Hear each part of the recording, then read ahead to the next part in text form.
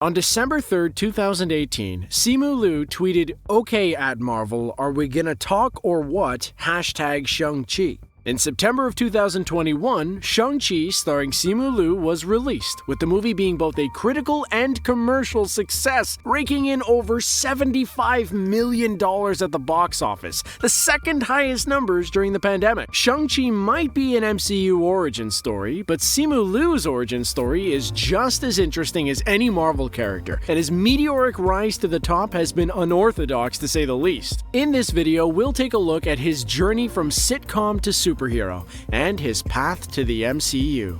Simu Liu was born in Harbin, China, before moving to Mississauga in Canada at the age of 5, where he was raised. And during his time in Mississauga, Liu grew a passion for movies and stunt work, but ended up studying finance and accounting in London, Ontario, at Western University's Ivy Business School for 2 years. Once he graduated from university, he then got a job as an accountant at Deloitte, which he worked at for a little over a year, until he was eventually laid off, which at the time must have been horrible, but in the long run proved to be a great fortune. Instead of returning to the accounting field, Liu decided to move on to pastures new, eventually settling on pursuing a career in acting and stunt work. Determined to get his foot in the door, he decided to do whatever he could and take whatever was available in order to get his career off the ground. His first role was as an extra on Guillermo del Toro's kaiju movie Pacific Rim, before getting minor roles in Nikita and procedural series Beauty and the Beast, as well as working as a stunt double on Heroes Reborn, and appearing in a number of stock photos, which have recently gone viral to the joy of the internet. In 2014, despite not really getting his feet off the ground, Simu fired off his first tweet to get Marvel's attention.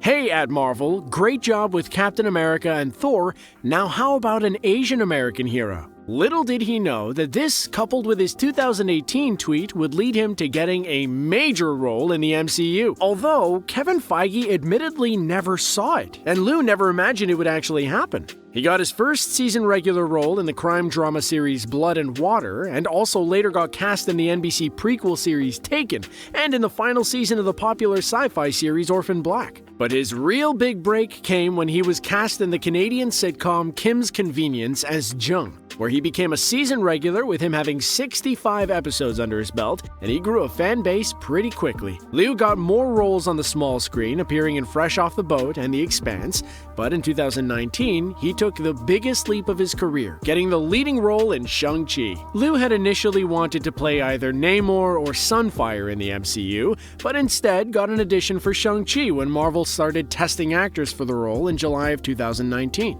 Shang-Chi was a movie that took a long time to get off the ground, and for a while, the Shang-Chi movie team was mostly a single executive in a room at Marvel HQ. However, both Feige and Marvel producer Jonathan Schwartz really wanted to make the movie, and Schwartz was given the task of deep diving into the comics to see what could work. Then, screenwriter Callahan, who in the fall of 2018 quickly rose to the top of a pile of hopefuls for the job, came on board and the project started really rolling. A few months after Callahan's hiring, Marvel made it known publicly that Shang-Chi was in the works, something that they don't often do at the script phase of development. Next, director Destin Daniel Cretton was brought on board, and the first actor to be brought in was Awkwafina, who ended up reading lines with a slew of Shang-Chi hopefuls. Marvel brought in a whole host of Asian American actors, one of whom was, of course, Simu Liu, and it eventually became a two-horse race between Liu and Louis Tan, who previously portrayed Zhou Cheng in Iron Fist. Marvel casting head Sarah Finn said he went through a long and arduous audition process, and he completely nailed every audition. He really earned it. And so it was announced at Comic-Con of that year that he would be playing the character, and he had just landed a huge leap forward in his career. But it's one thing to be cast in a Marvel movie, and it's another to be superhero ready. Especially when the superhero in question is a martial arts expert who uses a variety of combat styles. Liu did have some experience in martial arts, with a background in Wing Chun, Taekwondo, and gymnastics, and as a stuntman he was familiar with parkour and he wasn't afraid to perform the arduous challenges of intricate fight scenes. But he still needed to train and prepare to be able to pull them off. And so he trained and prepared for 4 months before filming began, and executive producer Charles Neuwirth said he was game for everything. To get that extra gear needed to be an MCU hero, Liu worked with martial arts experts and trainer Bart Kwan on a number of different Chinese martial arts styles. What was important, though, was finding the blend of both looking like a superhero and that you can throw and take a punch, but also not be able to lose the range, flexibility, and explosiveness needed for the character. In the end, they came up with a workout that included a high contrast of dynamic movements that builds explosiveness. This workout routine included 5 minutes of air fan bike, banded trap bar deadlift, box jump, sled push to sprint, rotational med ball throw, lat pull down, and dumbbell lateral raise. Doing that for 4 months, unsurprisingly got Liu pretty jacked. But there was one surprising training he did: stripping training. While it's unclear what part of stripping he learned and practiced, it may just pave the way for him to lead the next Magic Mike movie. For his diet, Liu had to cut down on the carbs and the Korean barbecue and instead focused on a protein-heavy food plan.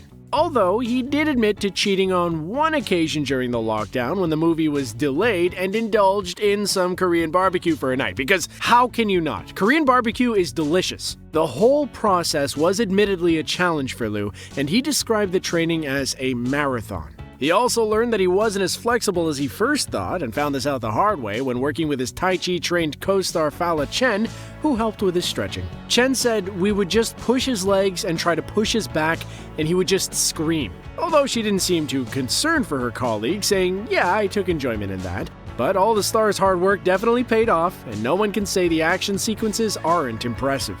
Now that the movie in question's been released, what's the future for both Simu Liu and Shang-Chi? Well, while nothing has been officially confirmed just yet by Marvel, it is highly likely that we will be seeing Shang-Chi again at some point in the future.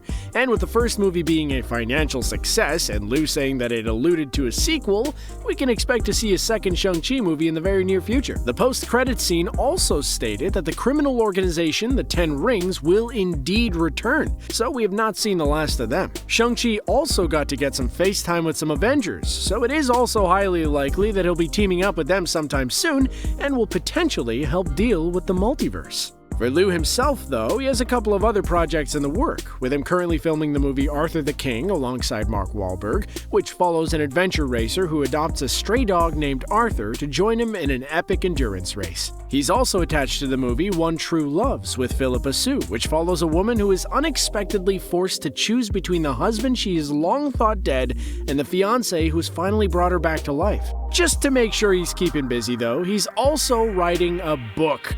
And as we said, he will likely have some other MCU-related projects soon, and with his stock sky high right now, he'll probably find himself in a number of other movies too.